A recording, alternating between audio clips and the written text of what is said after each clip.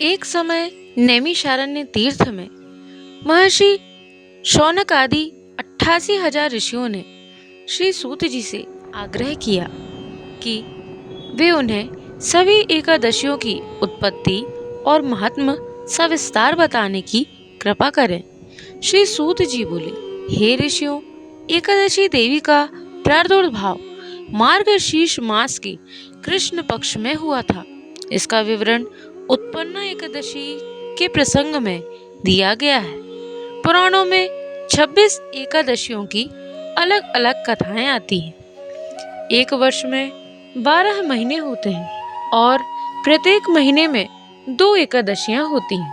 इस प्रकार एक वर्ष में कुल 24 एकादशियां होती हैं, परंतु जिस वर्ष अधिक मास पड़ता है उस वर्ष 2 एकादशियां और बढ़ जाती हैं। इस कारण अधिक मास लौन मास पड़ने पर एक वर्ष में कुल 26 एकादशियां हो जाती हैं।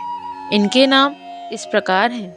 सर्वप्रथम है उत्पन्ना एकादशी, द्वितीय मोक्षदा, तृतीय सफला, चतुर्थ पुत्रदा, पंचम शर्तिला, षष्ठम जया, सप्तम विजया, अष्टम आमलकी, नवम पाप मोचनी,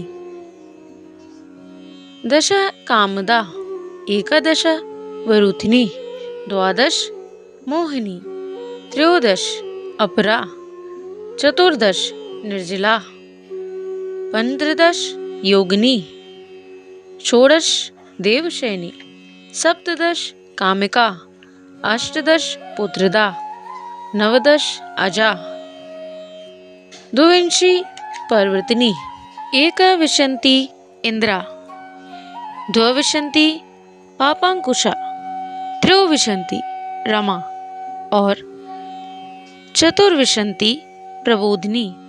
अधिक मास की 2 एकादशियां पंचविंशति पद्मिनी और षड्विंशति परमा हैं।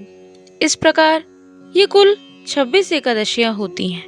ये सभी एकादशियां नाम के अनुसार फल देने वाली होती हैं एवं भव सागर से मुक्ति दिलाती हैं और अंत में स्वर्गलोक प्राप्ति में सहायक होती हैं।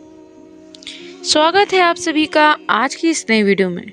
साथियों, श्री हरि की कृपा से, माँ लक्ष्मी के आशीर्वाद से एवं हमारे चैनल के माध्यम से आज हम आपको सर्वप्रथम आने वाली उत्पन्ना एकादशी के बारे में संपूर्ण जानकारियाँ सविस्तार प्रदान करने जा रहे हैं। आशा करते हैं आपको यह वीडियो अवश्य पसंद आएगी। साथियों, अगर आप चैनल पर नए हो और आपने चैनल को अभी तक सब्सक्राइब ना किया हो तो चैनल को सब्सक्राइब करके बेल आइकन अवश्य प्रेस करें ताकि आप हमारे चैनल पर प्रस्तुत की जाने वाली समस्त वीडियो का नोटिफिकेशन जल्द से जल्द प्राप्त कर सकें एवं हमारे चैनल पर प्रस्तुत की जाने वाली समस्त कथाओं का श्रवण सविस्तार कर सकें। आपसे निवेदन है कि इस वीडियो को अपने सभी से समझदारी के साथ अवश्य शेयर करें ताकि वे भी भक्ति पथ पर अग्रसर हो सकें। आइए साथियों, देर न करते हुए हम आज की वीडियो को प्रारंभ करते हैं। बोलिए श्री हरि भगवान की जय, बोलिए एकादशी माता की जय। साथियों, हिंदू धर्म में उत्पन्ना एकादशी तिथि का विशेष महत्व है। इस दिन भगवान विष्णु जी की विधि विधान से पूजा करने पर व्यक्ति को जगत के पालनहार श्री हरि के साथ माता लक्ष्मी का भी आशीर्वाद प्राप्त होता है। साथियों, एकादशी का व्रत माह में 2 बार रखा जाता है, लेकिन मार्गशीर्ष मास के कृष्ण पक्ष की एकादशी को उत्पन्ना एकादशी कहा जाता है। इस दिन माता एकादशी की उत्पत्ति हुई थी, इसलिए इस दिन का खास महत्व होता है। इस दिन भगवान विष्णु और माता लक्ष्मी जी की पूजा की जाती है। साथियों, इस वर्ष यानी कि साल 2024 में उत्पन्ना एकादशी 26 नवंबर को हर्षोल्लास से मनाई जाएगी। मान्यता है इस दिन व्रत करने के साथ दान पुण्य करने से व्यक्ति को भगवान विष्णु के साथ साथ माता लक्ष्मी की कृपा प्राप्त होती है, जिससे व्यक्ति को कभी भी धन की कमी नहीं होती। आइए साथियों, अब हम जानते हैं उत्पन्ना एकादशी की पूजा सामग्री एवं उत्पन्ना एकादशी की पूजा विधि। उत्पन्ना एकादशी की पूजा करने के लिए भगवान विष्णु की तस्वीर या मूर्ति एवं माँ लक्ष्मी की प्रतिमा या तस्वीर, फूल, नारियल, सुपारी, फल, मिठाई, लौंग, अक्षत, तुलसी दल, चंदन, धूप, दीप, घी और पंचामृत की आवश्यकता होगी। उत्पन्ना एकादशी के व्रत में पूजा करने के लिए सर्वप्रथम सुबह जल्दी उठकर स्नान आदि से निवृत्त होकर साफ सुथरे वस्त्र धारण करें। उसके बाद उत्पन्ना एकादशी का व्रत का संकल्प लें। फिर एक चौकी पर भगवान विष्णु जी की मूर्ति या चित्र को स्थापित करें एवं माँ लक्ष्मी की भी मूर्ति या चित्र को स्थापित करें। फिर भगवान विष्णु को पीले फूल, फल, धूप, दीप, नैवेद्य, अक्षत, चंदन और तुलसी दल अर्पित करें। इसके बाद विष्णु जी को दूध, दही, घी, शहद और चीनी से तैयार पंचामृत अर्पित करें। विष्णु जी को तुलसी अति प्रिय है, इसलिए पंचामृत में तुलसी जरूर डालें। इसके बाद उत्पन्ना एकादशी व्रत कथा का पाठ अवश्य करें। फिर अंत में आरती करके भोग लगाएं और सभी श्रद्धालुओं में यह भोग अवश्य बांटें। आइए साथियों, अब हम मार्गशीर्ष कृष्ण पक्ष में आने वाली उत्पन्ना एकादशी की कथा का श्रवण करते हैं। बोलिए एकादशी माता की जय, बोलिए गणेश भगवान की जय, बोलिए लक्ष्मी नारायण भगवान की जय। नैमिषारण्य तीर्थ में 88,000 ऋषि मुनियों ने एकादशी की उत्पत्ति एवं महात्मा के तथ्य को जानने के लिए श्री सूत जी से निवेदन किया। श्री सूत जी ने कहा, हे ऋषियों, द्वापर युग में मनोकामना पूर्ण करने वाली अनंत पुण्य प्रदायिनी एकादशी की उत्पत्ति, महात्मा आदि के बारे में पांडव श्रेष्ठ युधिष्ठिर ने भी अश्वमेघ यज्ञ के समय भगवान श्री कृष्ण से यही प्रश्न किए थे। युधिष्ठिर ने पूछा, हे भगवान, पुण्यमयी एकादशी कैसे उत्पन्न हुई, इस संसार में क्यों पवित्र मानी गई तथा देवताओं को कैसे प्रिय हुई, इसका महात्म्य और विधि विधान क्या है, इसको करने से क्या पुण्य फल मिलता है, उपवास के दिन जो क्रिया की जाती है आप कृपया बतलाने का कष्ट करें। यह वचन सुनकर श्री कृष्ण कहने लगे, हे युधिष्ठिर, मैं एकादशी के व्रत का महात्म्य तुमसे कहता हूँ, तुम एकाग्रचित होकर सुनो। शास्त्रों के अनुसार हेमंत ऋतु में मार्गशीर्ष अर्थात अघन मास के शुक्ल पक्ष की 11 तिथि को एकादशी का जन्म हुआ था, इसलिए सर्वप्रथम उत्पन्ना एकादशी से इस व्रत को आरंभ करना चाहिए। अब मैं तुम्हें उत्पन्ना एकादशी व्रत का विधि विधान बतलाता हूँ, इसे एकाग्रचित होकर सुनो। दशमी को सायकाल भोजन करके अच्छी तरह से दातून आदि करें। रात्रि को भोजन कदापि ना करें। एकादशी के दिन प्रातः 4 बजे उठकर सर्वप्रथम व्रत का संकल्प करें, जिसकी विधि इस प्रकार है। अमुक संवत्सरे, संवत का नाम ले, मार्गशीर्ष मासे कृष्ण पक्षे पुण्य पर्वणि एकादशी तिथौ अमुक वासरे, वार का नाम ले। अमुक गोत्रोत्पन्ने, अपने गोत्र का नाम ले।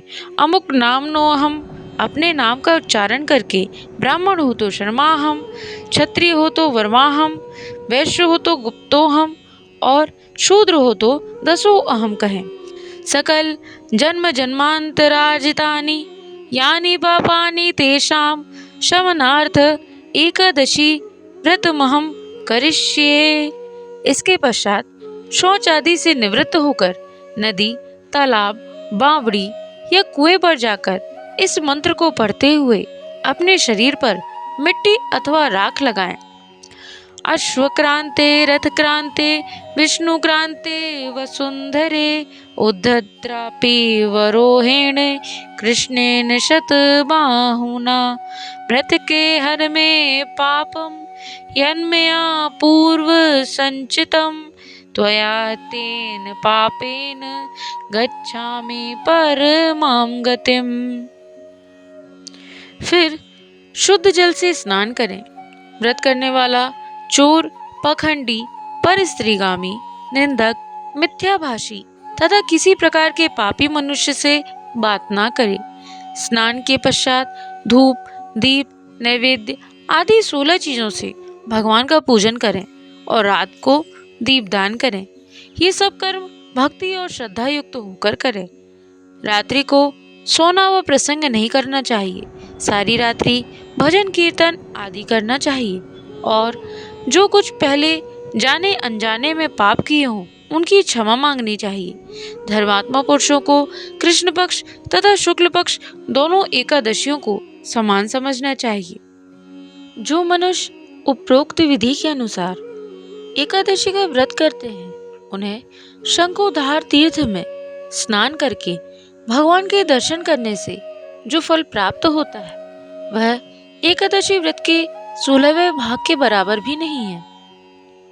व्यतिपात के दिन दान देने का लाखों गुना फल होता है। संक्रांति से 4 लाख गुना तथा सूर्य चंद्र ग्रहण में स्नान दान करने से जो फल प्राप्त होता है वही पुण्य एकादशी के दिन व्रत करने से प्राप्त होता है। अश्वमेघ यज्ञ करने से 100 गुना तथा 1 लाख तपस्वियों को 60 वर्ष तक भोजन कराने से 10 गुना, 10 ब्राह्मणों अथवा 100 ब्रह्मचारियों को भोजन कराने से 1000 गुना पुण्य भूमि दान करने से होता है। उससे 1000 गुना पुण्य कन्यादान का होता है और उससे 10 गुना पुण्य विद्यादान का होता है। विद्यादान से 10 गुना पुण्य भूखे को भोजन कराने से होता है। अन्नदान के समान इस संसार में कोई ऐसा कार्य नहीं जिससे देवता और पितर दोनों तृप्त होते हों, परंतु एकादशी व्रत का पुण्य सबसे अधिक होता है। 1000 यज्ञों से भी अधिक इसका फल होता है। एकादशी के व्रत का प्रभाव देवताओं को भी दुर्लभ है। रात्रि को भोजन करने वाले को उपवास का आधा फल मिलता है और दिन में एक बार भोजन करने वाले को उसका आधा फल मिलता है, परंतु निर्जल व्रत रखने वाले का महात्म तो देवता भी वर्णन नहीं कर सकते। युधिष्ठिर कहने लगे, भगवान आपने हजारों यज्ञ और लाखों गौदान के पुण्य से भी बढ़कर एकादशी के व्रत के पुण्य को क्यों बताया है, सो सब कहिए। भगवान बोले, हे राजन, अब मैं तुम्हें एक पौराणिक कथा कहता हूँ, ध्यान पूर्वक सुनो। सतयुग में मुर नाम का एक दैत्य था। वह अत्यंत बलवान और भयानक था।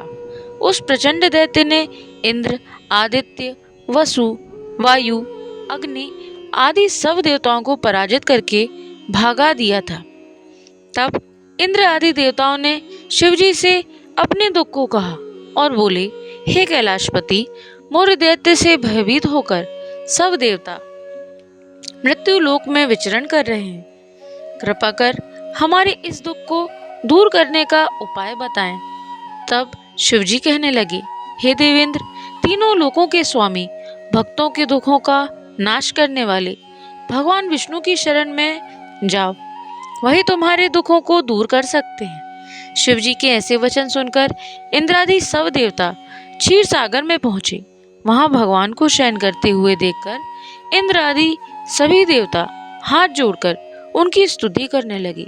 हे देवताओं द्वारा स्तुति करने योग्य प्रभु, आपको बारंबार नमस्कार है। देवताओं की रक्षा करने वाले मधुसूदन, आपको नमस्कार है।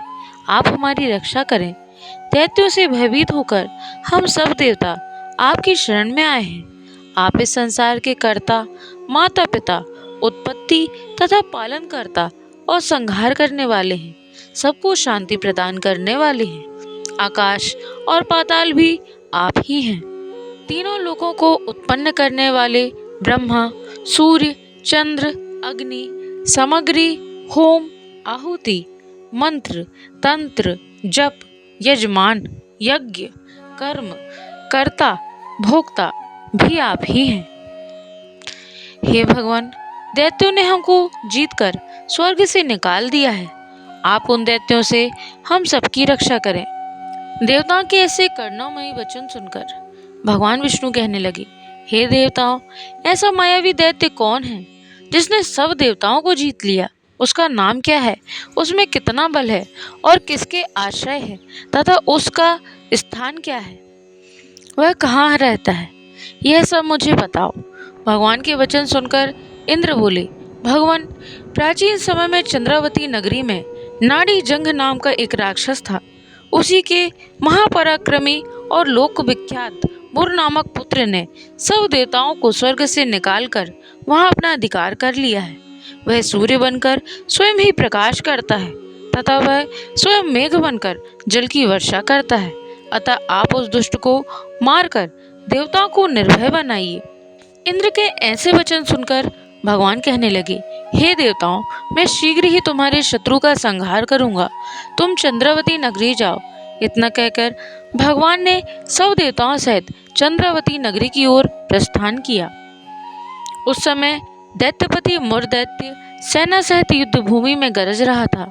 युद्ध होने पर असंख्य दानव अनेकों अस्त्र शस्त्रों को धारण कर देवताओं से युद्ध करने लगे, परंतु देवता भय के मारे चारों दिशाओं में भागने लगे। जब स्वयं भगवान रणभूमि में आए तो दैत्य उनको भी देखकर अनेक प्रकार के अस्त्र शस्त्र का तथा आयुध लेकर दौड़े। भगवान उनको आता देख चक्र और अपने दिव्य बाणों से उन पर प्रहार करने लगे। अनेक दैत्य उनके हाथों से मारे गए। केवल एक मुर ही जीवित बचा रहा। वह अविचल भाव से भगवान के साथ युद्ध करता रहा। भगवान जो भी तीक्ष्ण बाण उसके शरीर में मारते, वह उसके लिए पुष्पों के समान हो जाते। शस्त्रों के प्रहार से उसका शरीर छिन्न भिन्न हो गया, परंतु वह फिर भी युद्ध करता ही रहा। अब वे आपस में मल्ल युद्ध करने लगे और 10,000 वर्ष तक उनका मल्ल युद्ध होता रहा, परंतु वह दैत्य भगवान से पराजित न हुआ। तब भगवान विष्णु युद्ध से थककर बद्रिका आश्रम को चले गए। वहां पर एक हेमवती नाम की सुंदर गुफा थी। उसमें विश्राम करने के लिए उसके अंदर प्रवेश कर गए। यह गुफा 12 योजन लंबी थी और उसका एक ही द्वार था। विष्णु भगवान वहां जाकर सो गए। उनको सोया हुआ देखकर मारने के लिए उद्यत हुआ। वह भी मारने का प्रयत्न ही कर रहा था कि उनके शरीर से एक अत्यंत प्रभावशाली सुंदर कन्या अस्त्र शस्त्र धारण किए हुए उत्पन्न हुई और दैत्य के सामने आकर युद्ध करने लगी। वह दैत्य उस बलवान कन्या को देखकर आश्चर्यचकित होकर उसके साथ युद्ध करने लगा। उस महादेवी ने उस बलवान दैत्य के रथ को चूर चूर कर दिया तथा उसके अस्त्र शस्त्रों को काट कर टुकड़े टुकड़े कर दिए।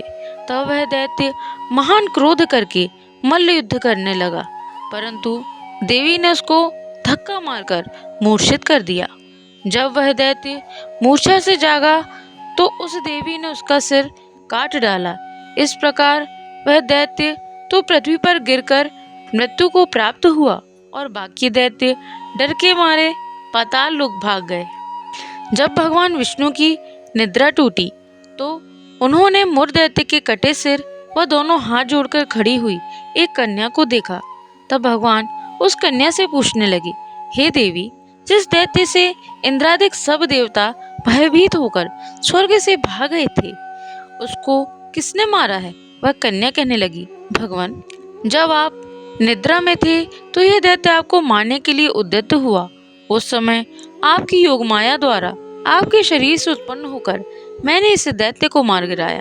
यह सुनकर भगवान कहने लगे, हे देवी, तुमने देवताओं के भय को दूर करके बहुत बड़ा कार्य किया है, अतः तुम अपनी इच्छानुसार वर मांगो।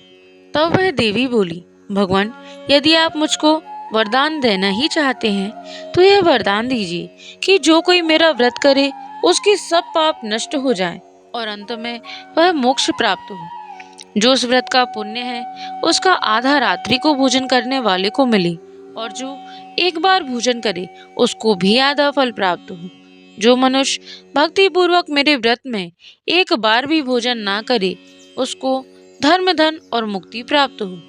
कन्या के वचन सुनकर भगवान बोले, तथास्तु, हे कल्याणी, ऐसा ही होगा। मेरे और तुम में श्रद्धा रखने वाले संसार में प्रसिद्ध व समृद्धि पाएंगे और वे अंत में मोक्ष को प्राप्त करेंगे, मेरे लोक को आएंगे, क्योंकि तुम आज मार्गशीर्ष एकादशी को उत्पन्न हुई हो, अतः तुम्हारा नाम उत्पन्न एकादशी होगा। तुम्हारे व्रत का फल सब तीर्थों से भी अधिक फल देने वाला होगा। ऐसा कहकर भगवान अंतर्ध्यान हो गए। भगवान श्री कृष्ण ने आगे कहा, हे युधिष्ठिर, सब तीर्थों के फल से एकादशी का व्रत का फल सर्वश्रेष्ठ है। एकादशी व्रत करने वाले के सब शत्रु भाग जाते हैं और अंत में वह मोक्ष प्राप्त करता है। यह मैंने तुम्हें एकादशी की उत्पत्ति का सब वृतांत बताया है। एकादशी पापों को नष्ट करने वाली तथा रिद्धि सिद्धि प्रदान करने वाली है। उत्तम पुरुषों को दोनों पक्ष की एकादशियों को समान ही मानना चाहिए। जो मनुष्य इस एकादशी के महात्म्य को पढ़ता अथवा सुनता है, उसको अश्वमेध यज्ञ का फल प्राप्त होता है और वह करोड़ों वर्षों तक विष्णु लोक में वास करता है। वहां भी उसका पूजन होता है। जो मनुष्य एकादशी महात्म्य के चौथे भाग को पढ़ता है, उसको ब्रह्म हत्या अनेक पाप नष्ट हो जाते हैं। विष्णु धर्म के बराबर दूसरा कोई धर्म नहीं है तथा एकादशी व्रत के समान और कोई दूसरा व्रत भी नहीं है। बोलिए एकादशी माता की जय। बोलिए लक्ष्मी नारायण भगवान की जय। बोलिए गणपति महाराज की जय। साथियों, तो ये थी उत्पन्न एकादशी से संबंधित एक पौराणिक कथा जो स्वयं श्री कृष्ण भगवान ने महाराज युधिष्ठिर को सुनाई थी। आइए साथियों, अब हम जानते हैं उत्पन्न एकादशी के दिन व्रत में फलाहार आदि हम क्या ग्रहण कर सकते हैं। साथियों, उत्पन्न एकादशी के व्रत में गुड़ और बादाम का सागार लिया जा सकता है। कुट्टू के आटे की सामग्री, दूध, मेवा और फल आदि भी लिए जा सकते हैं। आइए साथियों, अब हम आपको उत्पन्न एकादशी के पारायण की तिथि एवं समय बतलाते हैं। साथियों, व्रत का पारायण 27 नवंबर 2024 को द्वादशी तिथि में किया जाएगा। पारायण का समय दोपहर 1:12 से 3:18 तक रहेगा। साथियों, तो ये थी उत्पन्न एकादशी से संबंधित कुछ महत्वपूर्ण जानकारियाँ। आशा करते हैं आपको ये वीडियो अवश्य पसंद आई होगी। साथियों, वीडियो पसंद आई हो तो वीडियो को लाइक करें और चैनल को सब्सक्राइब करना ना भूलें एवं बेल आइकन अवश्य प्रेस करें ताकि हमारे चैनल पर प्रस्तुत की जाने वाली समस्त वीडियो का लाभ आप शीघ्र उठा सकें। आपसे निवेदन है, इस वीडियो को अपने सभी सह संबंधियों के साथ अवश्य शेयर करें ताकि वे भी भक्ति पथ पर अग्रसर हो सकें। आज के लिए साथियों इतना ही। आपका दिन मंगलमय हो। जय श्रीमान नारायण, जय श्री हरि। राधे राधे।